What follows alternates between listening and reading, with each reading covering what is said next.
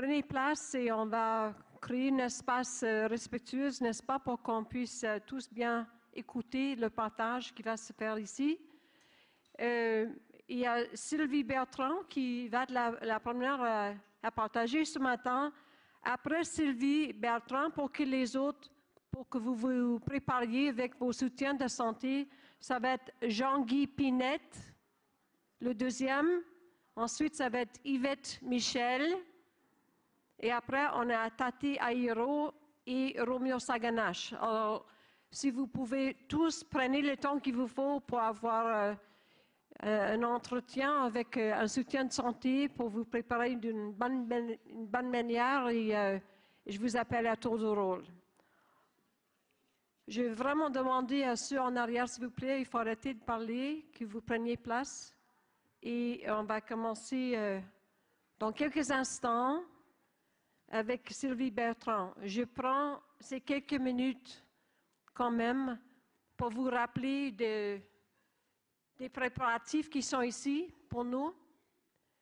Vous savez tous que la personne qui prend parole est en train d'offrir un don très riche au grand travail de la Commission de vérité et réconciliation, qui va faire partie du raccord officiel et qui va faire partie de la collection en perpétuité de la Commission de vérité et réconciliation qui va être fournie à un centre de recherche national, de sorte qu'on pourrait, dans les années, des décennies, des centenaires à venir, avoir accès à toute votre expertise, parce que c'est justement les experts qui sont devant nous.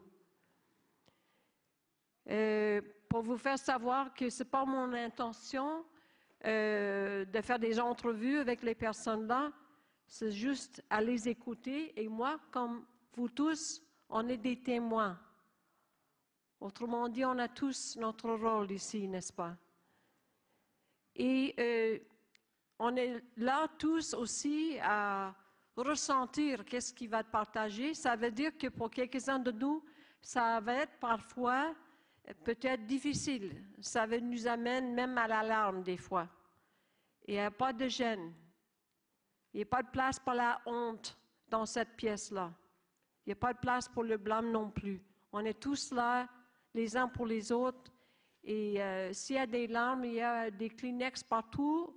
Mettez-les dans les sacs en papier parce qu'on va les ramasser. On va s'en occuper d'une manière en cérémonie sacrée. Parce que pour nous, vos larmes, c'est pas pour la poubelle. C'est pas des déchets. C'est quelque chose qui fait partie d'un travail sacré de guérison. Aussi, il y a des membres de l'équipe Santé Canada qui sont là pour nous tous.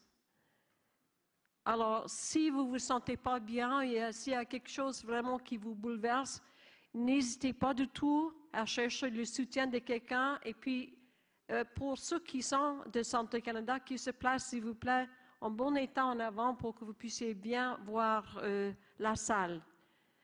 Et moi aussi, je me sers de cette équipe-là tous les jours. Alors, je ne veux pas qu'il y ait de gêne, que les gens se sentent, que tout le monde se sent bien soutenu. On ne veut pas faire de mal. On ne veut pas endommager personne. So I wish you all a beautiful morning.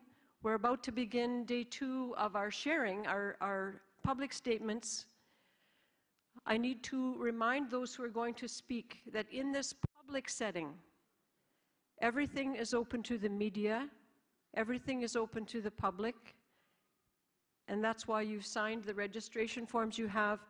But in this public forum, if you wish to talk about something that falls into the category of an abuse, and you know that the person who would be your abuser, votre agresseur, has not gone before the court and is still alive, it's very important that we not name them in this public forum. You may do a private statement and you may name them in private, but not in this public forum. You can speak about details and circumstances, but not to give names, please. Alors, pour ceux qui sont tentés de d'inclure dans leur vécu les détails de quelque chose qui tombe dans le domaine d'une agression. C'est important en contexte public où on se trouve que la personne ne soit pas nommée. Vous pouvez aller dans les détails de l'événement, enfin de l'expérience, mais pas nommer la personne. Ça, vous pouvez faire en privé, mais pas ici en public, s'il vous plaît. Puis je vous demande de respecter ça. Si vous savez que la personne est encore en vie et que vous n'êtes pas sûr s'ils sont déjà passés devant la cour. Si oui, soit qu'ils sont morts ou bien qu'ils sont déjà passés devant la cour, c'est déjà rendu public, alors là, il n'y a pas de gêne. L'autre chose, c'est une question de temps. Et malheureusement, ben, c'est-à-dire c'est un bon malheur, dans ce sens qu'il y a beaucoup de gens qui se sont inscrits pour partager, et ça fait que, par respect, il faut qu'on respecte l'heure, et on vous offre une quinzaine de minutes dans ce contexte public. Si vous vous sentez vraiment trop pressé pour tout dire ce que vous aviez à dire, vous avez juste à vous inscrire pour offrir en privé pour parler plus longtemps sans gêne de temps. Mais il y a une petite lumière, ce n'est pas très délicat, mais le soutien qui est là avec vous va vous aider à voir l'heure qui se déroule. Et puis, moi aussi, si c'est nécessaire, je vais faire petit signe pour dire que tout doucement qu'il faut commencer à terminer ce que vous aviez à partager. Je vous encourage, dans la mesure du possible, donc de toucher à qu'est-ce que c'était votre vie avant le pensionnat, où vous étiez allé et c'était quoi l'expérience dans le pensionnat ou dans les pensionnats, parce qu'il y en a qui sont allés à plusieurs, je sais bien. C'était quoi votre vie par après? Et surtout cette question qui a préoccupé la matinée jusqu'à présent. Pour vous, c'est quoi la réconciliation? Est-ce que c'est déjà ça se déroule déjà, c'est déjà en progrès, ou bien c'est quelque chose que vous voulez? Et puis, quelles sont vos pensées, vos réflexions là-dedans? Les choses que vous voulez qu'on sache. Dernier petit détail, si je peux vous rappeler que les petites chaises qui sont ici, c'est pour nous rappeler qu'il y a eu des milliers d'enfants qui sont morts dans les pensionnats. Alors, on a déjà invité leurs esprits de nous rejoindre en cercle. On est en cercle ici, avec eux aussi dans le cercle. Et ça fait que, jusqu'à présent, il n'y a pas un record national intégré de tous ces petits qui sont morts au pensionnat. Il y en a, on ne sait même pas où ils sont enterrés.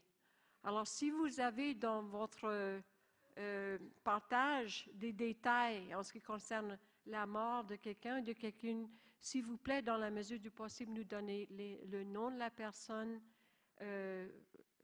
la date plus ou moins, où vous savez que, ou bien ils sont disparus, ou bien qu'ils sont peut-être, ils sont morts, ou bien ils sont peut-être morts parce qu'ils sont disparus. Et dans la mesure du possible, si vous saviez d'où ils venaient, de quelle communauté d'origine, et surtout c'est quoi l'école et le nom de la personne. Ça nous aide beaucoup à faire révérence appropriée à ces petites vies vécues. So with these words of opening and encouragement, I want to welcome you all here. As I said before, we all have a role to play, and we are here to bear witness, not just to observe, not just to listen, but to bear witness. And so we listen with our hearts, and we offer the respect, all the respect we can, to those who are going to speak. And so, Sylvie, it's, I don't know which one of you is Sylvie, so Sylvie Bertrand, c'est à vous la parole, et puis on va commencer votre comptoir, là, le compteur, what is that called, a counter? The 15 minutes. Merci beaucoup. Bonjour, je suis Marie-Rachel Sylvie et je viens témoigner aujourd'hui, non pas des pensionnats, mais de séjours en institution psychiatrique. Et c'est avec gratitude que je veux témoigner de ces séjours en institution psychiatrique.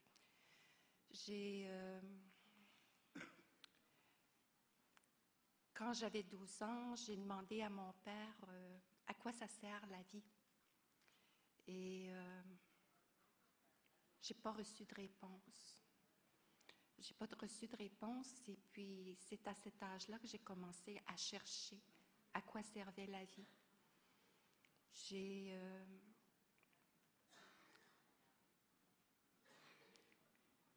J'ai commencé à comprendre le jour où j'ai eu le privilège de porter la vie moi-même. C'était en 1985. Et aujourd'hui, c'est comme par un merveilleux hasard. Le 26 avril, c'est l'anniversaire du père de mon fils. Le père de mon fils, celui que je peux appeler l'autre, est d'origine belge. Et pour moi, ça a été tranquillement de comprendre le côté positif de la colonisation, mais il a fallu que je fasse une grande et longue démarche avant d'en arriver là. Si je suis d'origine des Premières Nations par mon prénom Sylvie, qui veut dire forêt, le paradis pour moi, c'était quand on allait au chalet l'été. On partait le 24 juin, puis on rentrait le jour de l'ouverture des écoles en septembre. Et on passait l'été là-bas, pieds nus dans la forêt, à nager, à apprécier la nature. Et puis on rentrait, puis on allait à l'école. Puis je ne peux pas dire que je n'aimais pas l'école, au contraire, j'étais heureuse d'être à l'école. Et j'ai eu le privilège de recevoir l'enseignement des religieuses Sainte-Croix.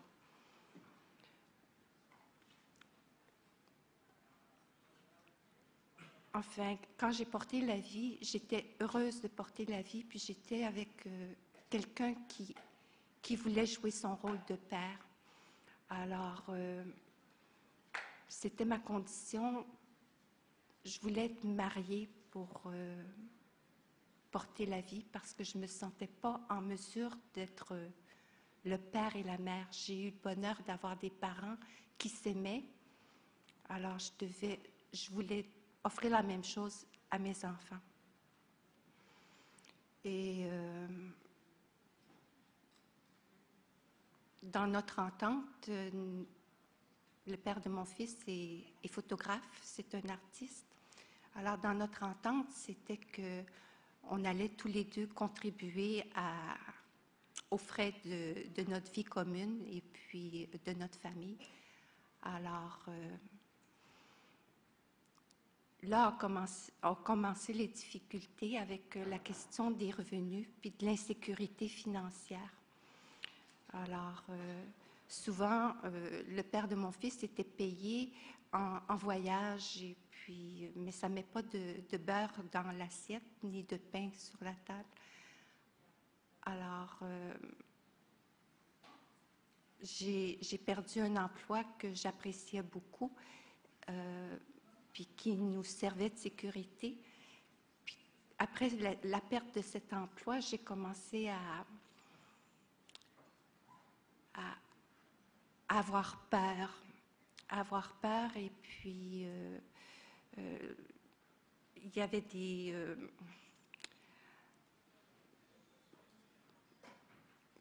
choses très lourdes qui se passaient, dont entre autres un mandat où j'étais dépêchée à la Polytechnique de Montréal le lendemain de la tuerie et puis je devais jouer le rôle de secrétaire pour une personne qui avait été affectée par le drame. Et quand je suis arrivée là, mon fils avait 4 ans, et puis quand je suis arrivée là, j'étais complètement prise au dépourvu en voyant ces fleurs à la porte, et puis la détresse des professeurs, la détresse des étudiants. Et puis, alors, j'ai pris la décision de faire reporter les travaux jusqu'au 14 février. J'ai pris la décision d'annuler tous les examens qui étaient prévus avant Noël pour la fin de la session. Puis j'ai produit les affiches, puis j'ai mis ça partout. J'ai dit aux étudiants d'aller pleurer, d'aller se soulager de leur peine. Mais je suis arrivée à Noël, puis je devais faire semblant que tout allait bien, que ça ne m'avait pas dérangée, parce que à Noël, tout doit être une fête. Alors j'étais comme une étrangère dans ma propre famille, à faire semblant. Et puis en 94, le père de mon fils, qui est né au Rwanda, ses parents étaient des colonisateurs qui étaient établis au Rwanda, et mon beau-frère était resté là-bas. Alors, avec le général Roméo Dallaire, qui était là-bas avec les casques bleus, était aux côtés de mon beau-frère. Puis, mon beau-frère est parti du Rwanda après les casques bleus. Sa famille ne savait pas où il était. Et puis, je comprenais ce drame. Et puis, en même temps, je me disais, ce partage des valeurs chez mon fils, là, ce monde que je ne connais pas, il ne le connaît pas non plus. Et puis, c'était de m'imaginer l'horreur du génocide. Et puis, alors, tout ça, je le portais en moi. Et puis, j'ai commencé à sombrer du côté pessimiste. Et puis, en 99, mon père est décédé. En 2000, mon conjoint m'annonçait qu'il me quittait. En 2001, je perdais mon emploi. Et puis, tout ça a fait craindre à ma famille que je me suicide. Alors, on m'a hospitalisée, on m'a mise dans une institution psychiatrique. Et c'est là que la guérison a commencé. Parce que quand j'ai appris que mon conjoint allait me quitter, je ne me sentais pas en mesure d'être le père et la mère d'un adolescent de 14 ans. Alors, j'ai proposé que notre fils parte avec le père. Puis, traditionnellement, ce n'était pas dans les coutumes. Généralement, on accordait la garde des enfants à la mère. Mais vraiment, je m'étais mariée parce que j'avais besoin de l'autre. Alors, ma famille m'a fait mettre en institution. S'il vous plaît, madame, tout gentiment, est-ce que je peux vous demander, est-ce que ça va aboutir à un lien avec les pensionnats? L'institution psychiatrique est pour moi un parallèle avec les pensionnats. Parce que la souffrance... Oui, mais excusez, mais je dois vous dire quand même, c'est parce qu'il y a beaucoup de gens qui attendent parler, puis oui. Je ne veux pas que ça devienne un micro ouvert pour tous les problèmes de la société, et je sais qu'il y en a beaucoup. Oui. Alors, s'il y a un ratage, je suis très contente de l'entendre, mais sinon, je vous demande gentiment, s'il vous plaît, de faire les conclusions que vous avez oui. à nous offrir, s'il vous plaît. Merci. Je vais conclure très vite. Je dois dire que le séjour en institution psychiatrique m'a permis de me rendre compte du privilège de porter la vie. Et c'est là que j'ai réussi à sortir de l'institution en démontrant que si je me suicidais, c'était de dire à mon fils que de porter la vie, ça ne voulait rien dire. Et j'ai donc compris que je devais arrêter de fumer la cigarette, parce que c'est écrit sur un carton de cigarette, la cigarette tue. Alors, ça a été la constatation des contradictions que je portais en moi. Et je pense qu'on est chacun porteur de contradictions et que cette violence que je voyais autour de moi, je la portais en moi, mais que c'était le miroir de mon monde.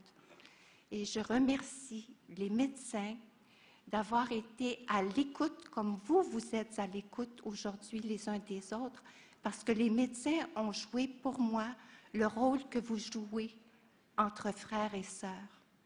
Alors, je vous remercie. C'est simplement un double cercle de guérison que j'essaie d'expliquer. Et c'est là où peut-être que mon prénom Sylvie me ramène à mes racines de Première Nation parce que ça veut dire forêt. Marie parce que j'ai été baptisée et peut-être qu'on a souffert dans les pensionnats avec la religion, mais j'ai compris quelque chose de ce symbolisme du privilège de porter la vie. Et Rachel parce que Rachel, c'est les origines juives et j'ai compris que je gazais moi-même tous ceux que j'aimais si je porte dans mon cœur ceux que j'aime. Alors, à chaque bouffée de cigarette, je répétais la Seconde Guerre mondiale. Alors, c'est là où l'environnement autour de moi, c'est ma responsabilité de contribuer à l'embellir et à le garder sain. Alors, je vous remercie pour votre lutte pour l'environnement, pour le symbole de l'arbre de la famille que M. Yvan Bombardier, ici, m'a fait découvrir. Et puis, j'espère que oui, on va continuer de construire l'humanité tous ensemble. Merci.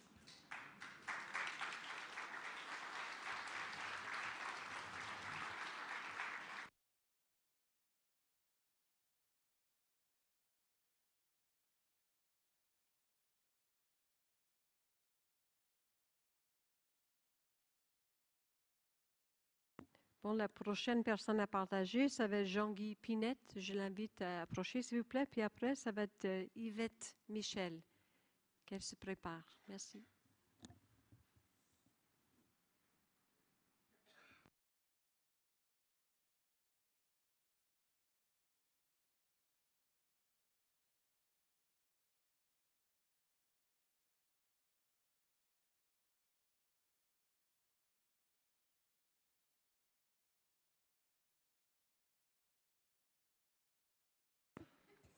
Alors, petit changement, il paraît qu'ils ont changé d'ordre. Ça va être Yvette qui va venir en premier.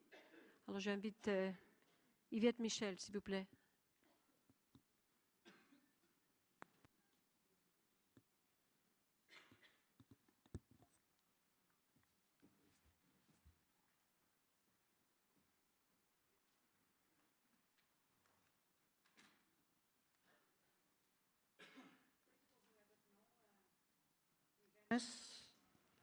C'était je correct.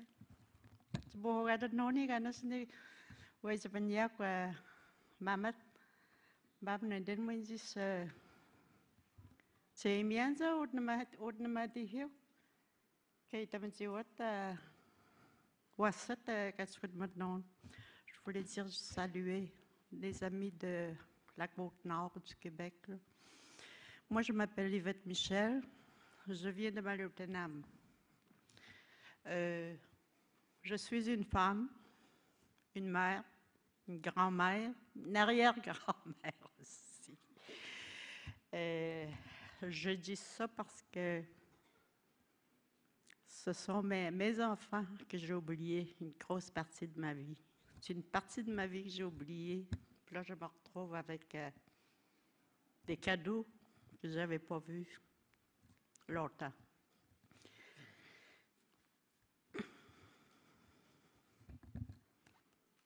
J'ai passé 10 ans au pensionnat. La dernière chose que je me souviens avant d'entrer au pensionnat, c'était que mes 3 sœurs m'ont habillée, m'ont peignée, m'ont fait des belles tresses. Après, je ne me souviens de rien. Pendant des années, je ne me souviens de rien. Les seules choses dont je me souviens encore, c'est le village était juste à côté. On était en plein village dans le pensionnat. Je regardais, je voyais chez moi. Mais pendant des années, moi, je n'ai pas vu mes parents. Je n'ai pas vu mes sœurs. Je n'ai pas vu mes frères.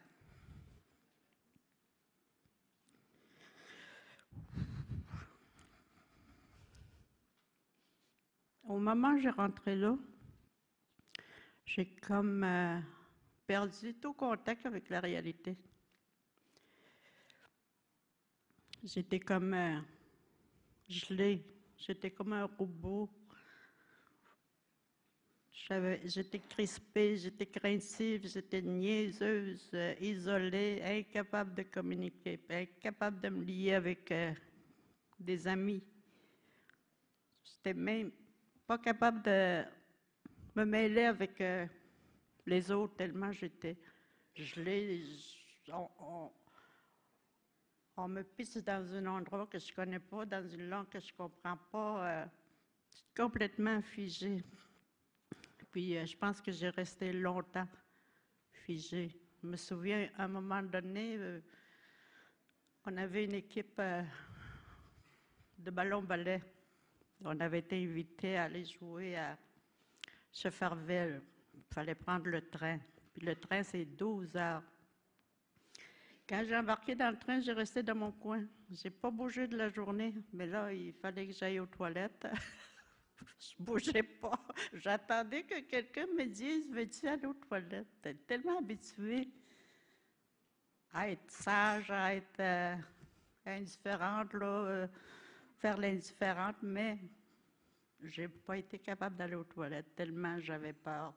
Pourtant, j'étais avec des amis, je n'étais pas avec les religieuses.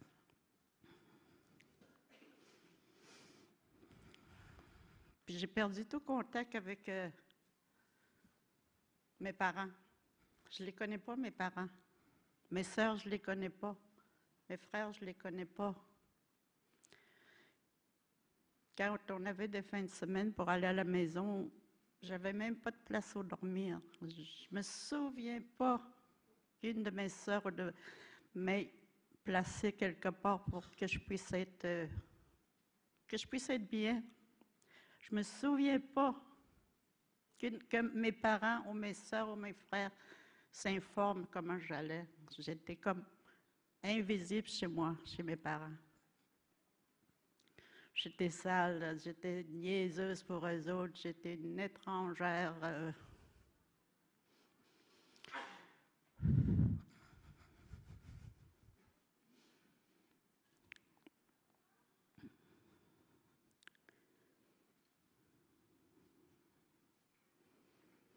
De cette période de pensionnat, quand je suis sortie, j'ai passé 10 ans. Là, quand j'en suis sortie, j'avais aucun moyen de défense, aucun moyen de communication. Je ne savais pas comment communiquer. Je ne savais pas comment dire à ma mère comment ça va. Je faisais juste les regarder, c'est qui ces gens-là. Puis eux autres aussi, ils avaient la même attitude. Je n'ai pas été abusée. Ça, je remercie moi-même de ne pas avoir été abusée sexuellement ni physiquement. Mais mon esprit a été volé. Mon âme a été volée. Il a été enveloppé, perdu. C'est pour ça que je dis pendant des années, j'ai vécu comme un robot. Quand je suis sortie de là, étant incapable de vivre une vie normale, j'étais dans la boisson, j'étais dans les pilules, j'étais dans les somnifères, j'étais dans les tranquillisants. J'ai passé une vie de dépression. À l'âge de 18 ans, j'ai fait une première dépression. Ma dernière dépression date de cet été. J'ai fait thérapie de 1 mois pour m'en sortir. Et pendant 25 ans, j'ai bu. J'ai bu, je me suis gelée, j'ai continué à me geler, pas sentir la souffrance qu'on avait, que j'avais. Je ne veux pas parler pour les autres, je pense qu'ils ont vécu des choses aussi. J'ai quand même continué à aller aux études par-ci, par-là, quand j'étais, comment on dit ça, quand j'étais pas en boisson, là. J'ai participé à des événements, à des barricades, j'ai fait des... Sauf que j'avais pas ma culture. Des fois, je ne comprenais pas pourquoi je faisais des barricades où je participais à des événements contre le gouvernement. Mais je voulais savoir ce que je vivais. Jusqu'en 94-95, j'ai participé à une marche de prière Je ne voulais pas y aller. Je trouvais toutes sortes de raisons pour ne pas y aller. Et puis, j'avais rien, je ne travaillais pas, j'étais sur le BS. Comment je fais pour me rendre à cette marche-là qui se faisait aux États-Unis? Il avait débuté à Cape Cod, il allait se terminer à Los Angeles. Moi, j'ai rejoint le groupe à Oklahoma City, en plein milieu du trajet. J'ai commencé à marcher, prier. Les aînés sont venus nous donner des enseignements, sont venus nous faire des sweat lodges, ce que je comprenais absolument rien de ce qui se passait. La culture, je ne la connais pas. Il y avait toutes sortes d'événements durant la marche. Nous avons vu toutes sortes de communautés dans la pauvreté, dans la souffrance, dans la difformité venant des mines ouvertes d'uranium, plein de choses qu'on a vues.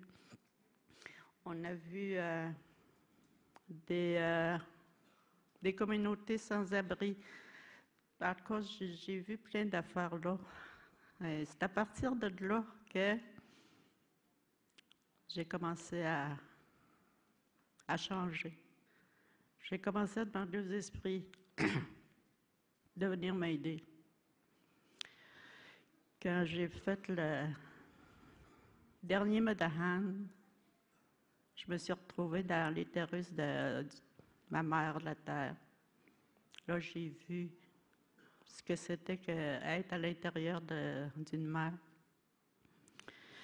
Et puis, quand on a terminé, je ne voulais plus retourner chez moi. Je ne voulais plus voir la souffrance des autres. Mais par contre, les aînés qui nous guidaient nous ont dit vous devez retourner chez vous pour rapporter ce que vous avez vécu ici. Rapportez votre guérison.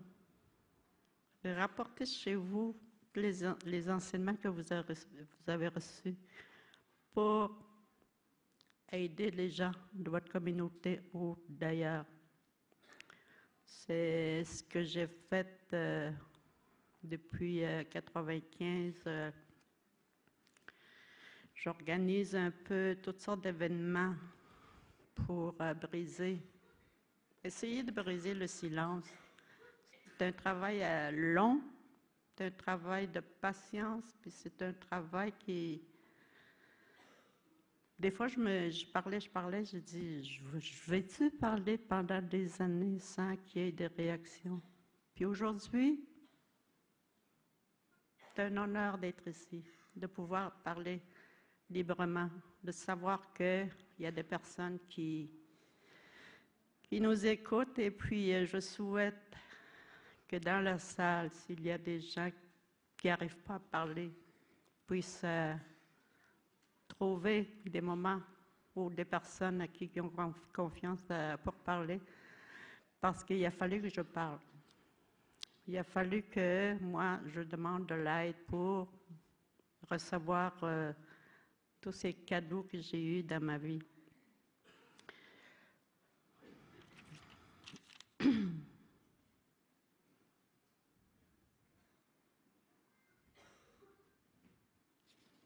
Et aujourd'hui, je parle à un tas de monde. C'est un cadeau, c'est un honneur de dire aux gens c'est possible de guérir.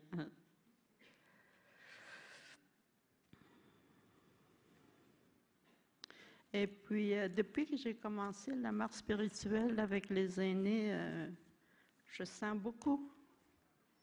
Je suis guidée beaucoup par les esprits.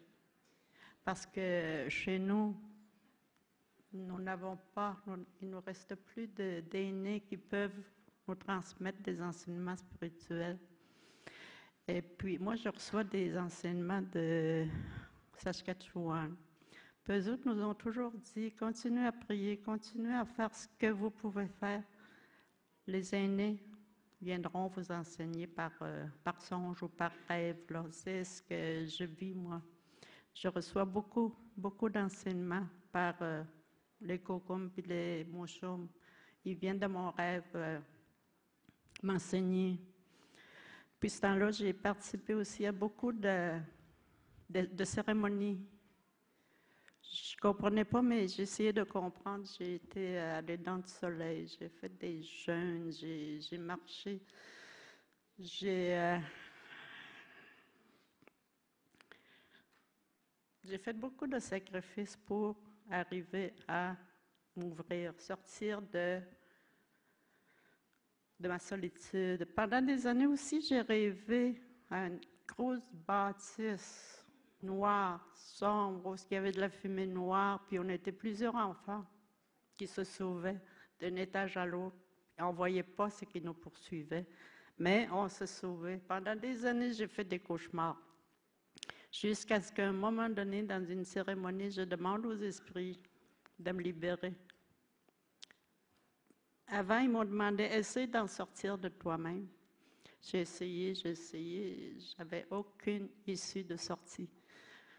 Et puis, là, à un moment donné, on m'a dit, demande aux esprits. Tu ne peux pas t'en sortir? Non, je ne peux pas m'en sortir. Demande aux esprits. J'ai demandé. Puis il y a une lumière qui est arrivée dans mon dôme. Là, j'étais dans une dôme impossible de se sauver dans cette bâtisse. Puis il y a une lumière qui est arrivée par le haut, puis m'a monté, m'a sorti. Il m'a sorti de cette prison. Depuis ce temps-là, je ne rêve plus, je ne fais plus d'autres cauchemars. Mais par contre, il y en a d'autres qui reviennent, puis maintenant, j'essaie de comprendre c'est quoi pour pouvoir guérir de ça aussi. Je suis partie là dans mes rêves.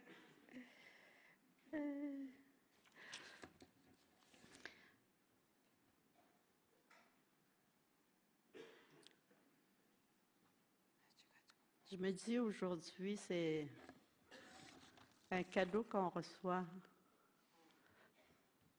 Puis je me dis aussi, on n'était pas au pensionnat pour rien. Il a fallu vivre toutes ces expériences-là pour s'en sortir, pour aider nos communautés, nos jeunes. Aujourd'hui, le Créateur a réuni plein de gens pour qu'ils puissent nous écouter. Des juges, des ministres, des députés, un chef national. Mais j'ai une chose à avouer. Ce matin, il y a quelque chose qui m'a dérangée. Il y avait, je ne sais pas s'il est là, le prêtre God Berger, qui a dit à un moment donné, vous êtes nos enfants. Nous ne sommes pas des enfants de personne, nous sommes les enfants du Créateur, nous sommes les enfants de la terre. Pour ça qu'on dit, il faudrait peut-être, dans la réconciliation, cesser de dire qu'on est des enfants. Il faut travailler les affaires égales à égales. Moi, je l'ai vécu, cette expression, durant 10 ans. Nos enfants, mes enfants, les prêtres nous disaient ça, les sœurs nous disaient ça. Moi, je n'ai jamais été capable de dire à mes enfants, jusqu'à mon cheminement de guérison, je t'aime. Je n'étais pas capable. Je n'étais pas capable de prendre ma mère dans mes bras. Je n'étais pas capable de prendre mon père dans mes bras. Même quand ils sont décédés, moi j'étais là. Je n'étais pas capable d'avancer. Leur dire mes adieux. Mes sœurs sont décédées réellement il n'y a pas longtemps. Mes frères, je ne suis pas capable de leur faire mes adieux. J'ai encore beaucoup de chemin à faire.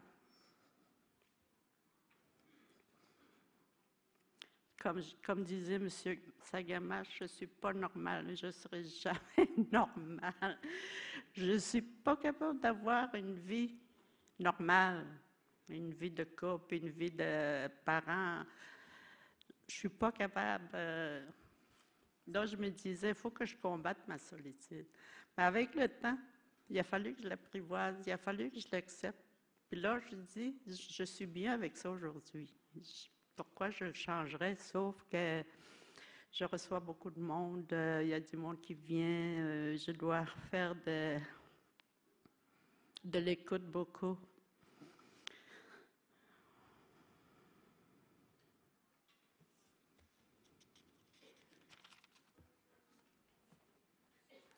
Puis c'est ça, je parle beaucoup avec les curés. J'ai même fait une thérapie avec une église catholique.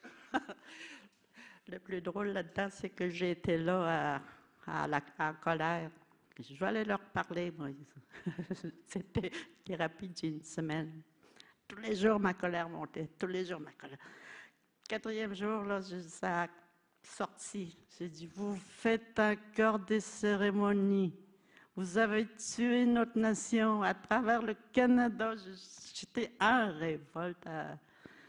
Quand je me suis défoulée, après ça, moi, je suis retournée isolée pour méditer. Puis il y a une parole qui est venue. Laisse faire et toi continue. C'est ce que j'ai reçu comme message de la part des esprits. Puis aujourd'hui, je leur pardonne, sauf que c'est pas nos pères. On est égal. On les a pas choisis comme père. Mon père m'a été enlevé. J'aurais aimé le connaître. J'aurais aimé connaître la vie de forêt. J'aurais aimé connaître. Il semblerait que mon père était un grand chaman. J'aurais aimé le connaître. Je ne sais pas. Je ne connais pas l'histoire de mes parents. Je ne connais pas l'histoire de mes sœurs et de mes frères. Je ne sais rien. Nous pensions, nous, en sortant du pensionnat, qu'on avait encore notre langue. Mais on s'est aperçu avec le temps, à force d'écouter les aînés parler, je ne comprends rien. Je ne comprends pas ma langue.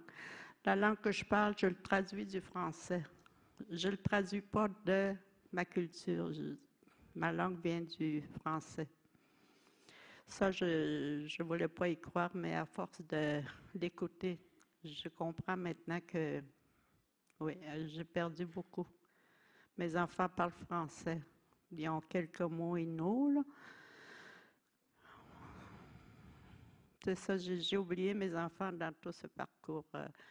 C'est comme un cycle que j'ai vécu à l'envers. J'ai commencé par le monde, essayer de sauver le monde, essayer de sauver ma communauté. Là, aujourd'hui, j'en suis à essayer d'être présente pour ma famille. C'est difficile, c'est...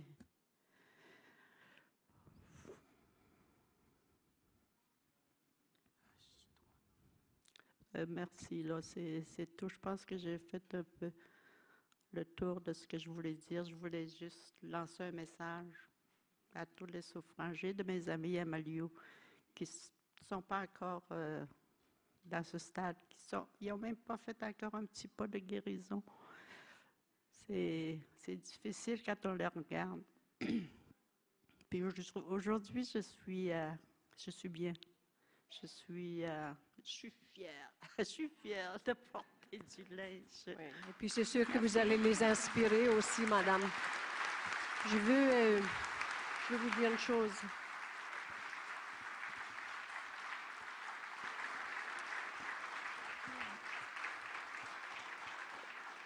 Je suis sûre que vous allez inspirer les gens chez vous, là, qui vous écoutent. Alors, ça va continuer. Je veux vous encourager à faire une petite chose avant de quitter ce rassemblement. C'est de profiter pour avoir une conversation avec M. Goldberger. Parce que je l'ai entendu d'une autre manière de ce que vous avez entendu. Puis je pense que ça serait une très belle discussion de clarifier et qu'il entende de vous directement qu'est-ce que vous avez entendu. Ça serait une conversation en réconciliation. Alors, je vous encourage de le faire si c'est possible. Merci beaucoup, beaucoup de votre partage. Merci.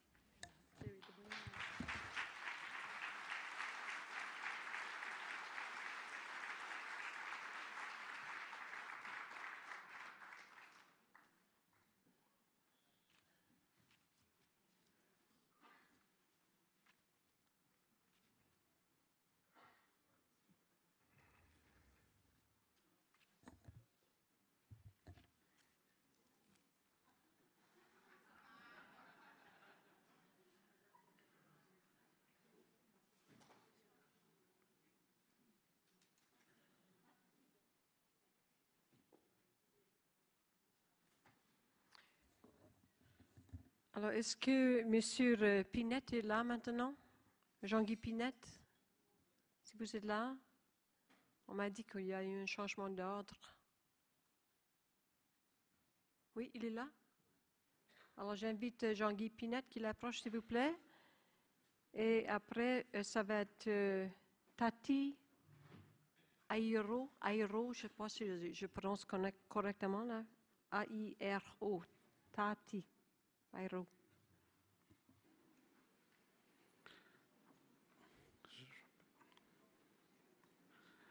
Oui, Aini Nagadugun Jean-Guy Pinetis to Hilgaduya. Mok Nanan Nogum Aini Nagaduji Pelohis Aini Ganis Aini Gadaivan Kahiwas. Esto Hilgaduya Nina Gadugun Pelohis. Esto Hilgaduya and Jean-Guy Pinet Nagadugun. Qu'est-ce que tu as nommé? Je vais parler en français.